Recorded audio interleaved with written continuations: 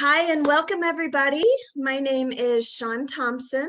I will be sharing a lot of information with you about mediumship, how to use it, how to connect across the veil so you can start giving and receiving messages not only to your loved ones, but also to your guides across the veil for some great spiritual insights. I want to really talk about what mediumship is, how you can use it to heal, to connect across the veil.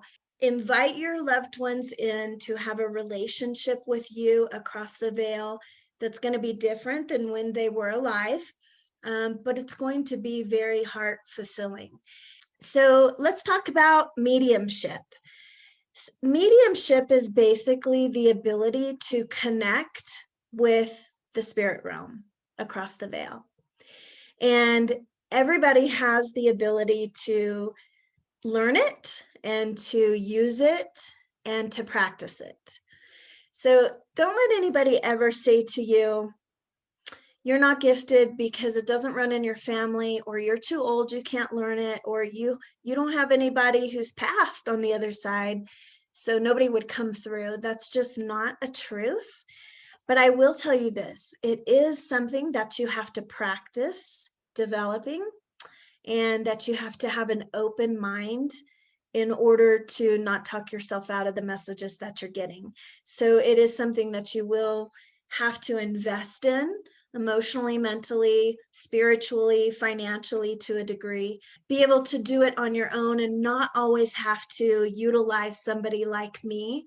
I love doing sessions and helping people heal their heart, raise their vibration, open their mind, develop connections across the veil. But my ultimate goal is to teach you how to do it yourself, because mediumship sessions are an investment. What I'm going to teach you tonight, you can do it yourself, and then you only go into a mediumship session if you want more detail, or if you're having trouble connecting, or if you're in heavy grief and you just can't get there. So we're going to talk a little bit about that. You want to have the convenience and the flexibility to be able to connect to your loved ones whenever you want, because I think that keeps the relationship alive. And I think that's really important when you lose a loved one, because they are always around you. They're always sending you signs and trying to connect, but you may not know how to. You may not know their secret language. You may be scared. You may have been brought up Italian Catholic like I was, and that's not allowed, or you don't talk about that. Or you want to make sure that they're okay, and you want to have that relationship with them across the veil. So at that point, you may join a class like this. You may upgrade it to a course. You may practice or dabble in it, or Google some information on it so that you can understand that secret language, so you can have a relationship with your loved ones across the veil anytime you want. So the first thing that you're going to want to do is create a sacred space. And I always like to tell people to write down or have a date night with your loved one. And this doesn't matter if it's your daughter, if it was your grandmother, if it was a pet, consider it a date night. So pick a day and time of the week that you won't be interrupted, you won't be distracted, and really create some boundaries for the session that you're going to have. So no electronics, no interruptions, no pets licking your face while you're laying on your back if you're going to meditate that way. No interruptions, and set a time frame. So when you're starting out, I would recommend between 5 and let's just say 20 minutes to start out with. So when you create sacred space, you're going to create a time frame that you're going to meditate or connect. You're going to clear the space around you. So I would suggest using some sage or Palo Santo or sweetgrass. Those are all little spiritual tools that you can light, that will smoke, that you can smudge and get a feather, or just use your hand and move the smoke around you, and that clears the energy. It helps raise the vibration, promotes inspiration and creativity to connect with divine source. So you're clearing your energy as you're clearing your internal self as well. And then you're going to set an intention. This is where you say to your loved one, I'd love for you to show up for me tonight so I can connect with you. And they'll be there, trust me. I've never had one not show up. And don't let anybody ever tell you that they're too busy on the other side to show up. They're not. The only challenge would be is that you don't feel them, or you talk yourself out of something that they share with you in your mind. So creating the space, the date, the time to connect is very important. Spirits across the veil, from my experience, really they have to lower their vibration to meet you. You have to raise yours so you meet in the middle. Typically 45 minutes to an hour is the most that they can sustain. That would wipe you out if you stayed in meditation and connected with them for an hour.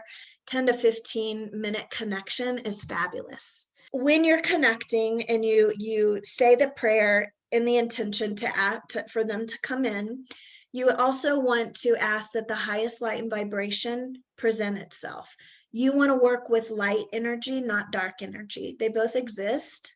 They can show up anytime. So there is dark energy that's out there, but when you set the prayer and intention, you clear your space and you ask for your loved ones to come through, it's rare that you're going to get a poltergeist or an evil entity come through. And if you do feel uneasy or heavy energy that's just not your loved one, ask them to leave. It is as simple as that.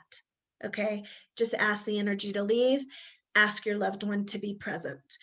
Once you feel them, you'll feel your heart chakra open up. You'll feel them around you. You may even have goosebumps, hair step up. The energy might get a little heavier or lighter, colder or hotter.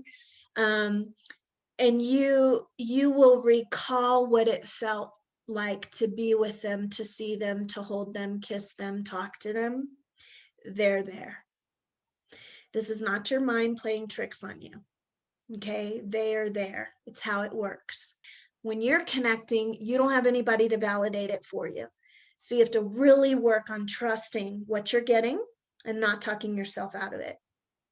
So the obstacles are the reasons why you might not be getting signs, or you're getting them, but you're not believing them.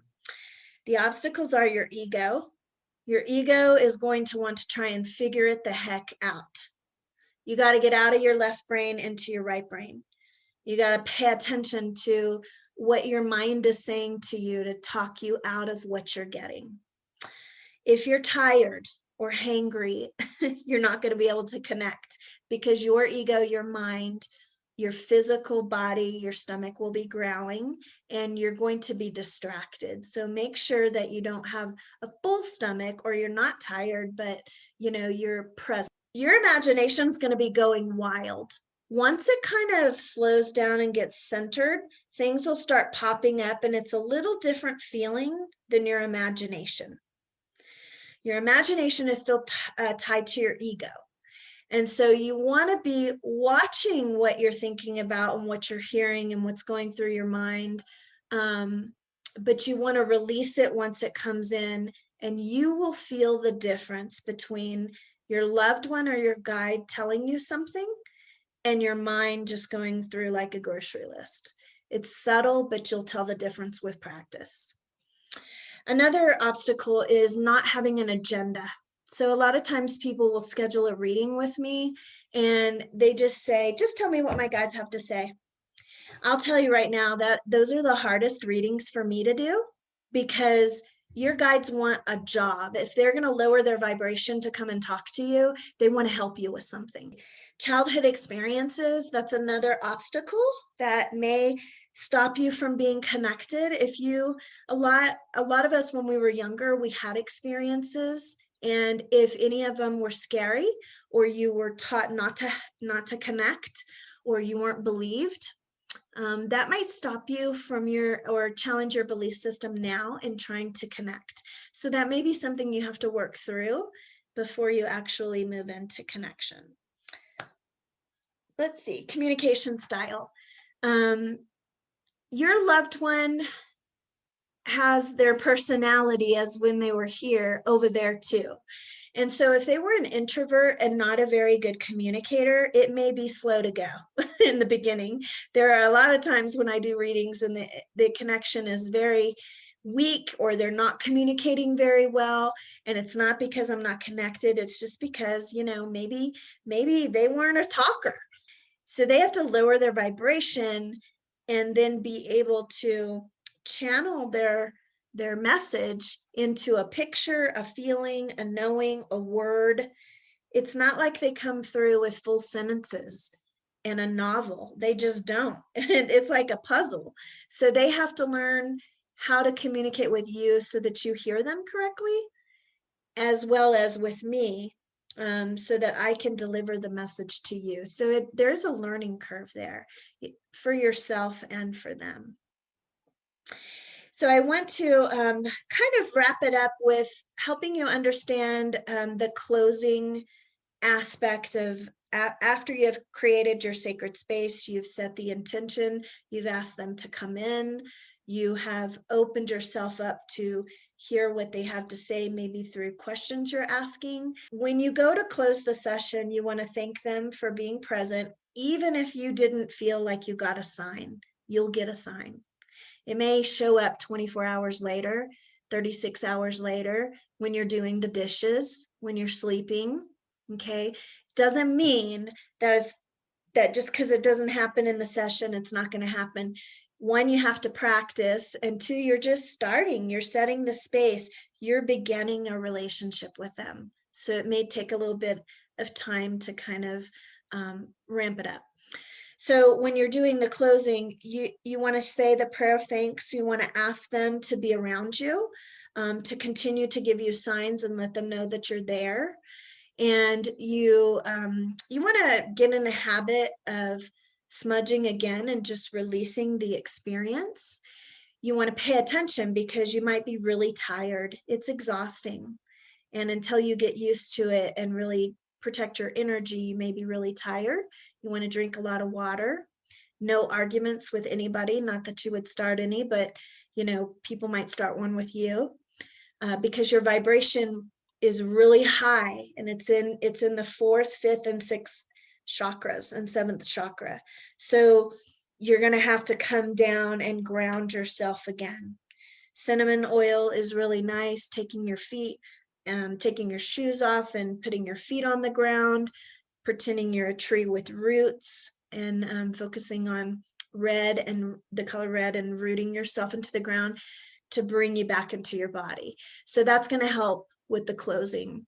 Now, moving forward, after you do that, 1 to 2 times a week as you're getting started, you'll want to practice these homework assignments that I'm going to just kind of go over quickly, and then we'll go into Q&A. You want to practice meditating 2-3 times a week, 5 to 10 times, not trying to clear your mind completely, but maybe sitting in gratitude, maybe a guided meditation, maybe just sitting in a hot bath and relaxing. You're going to want to practice daily. Show me a sign, send me a feather, pay attention to pennies, write down all the tangible signs that are coming through, pay attention to the clairs that you may cue into that go, oh, did I just feel something? Look at my hairs, they're standing up, and I was just talking to my daughter about her dad. So you want to pay attention to those. Schedule that date night, specific 1 to 2 nights, or in the morning or in the evening that you're going to practice this. Pay attention to your diet. Okay. The pineal gland, which is in the center of your head, is really what opens up to allow you access to the spiritual realm. And a lot of times it's calcified by fluoride in the water, or just greasy American diet. So eat as clean as you can, drink a lot of water to keep your body flowing energetically. And if all of that fails, sign up for a class or get some mentoring. That would really help you escalate your ability to connect. And be patient with yourself. I've been doing this for 20 something years, and it was natural for me, but I'm still learning, and I still go through phases. If you're just getting into it, it's going to take some time. So have some compassion and be patient with yourself while you're doing that. I want you to really think about your connection, how often you're practicing, what you need support and help with, raising your vibration, and knowing that it's possible. This is the basic understanding of mediumship and how to connect. You can go a lot further with it, but once you get the basics, you're going to see your loved ones and your guides start showing up out of the blue. And you're going to have moments and aha moments and days where you just go, oh my God, I so needed that. And you're also going to have moments where you're like, where are you? I feel like you abandoned me. I don't feel you. So you will need inner strength and support, and a community that can support you too. So if you haven't joined my Conversations Across the Veil Facebook group, join that group. I look forward to working with you in any capacity. So thank y'all. I'm going to go ahead and end it here.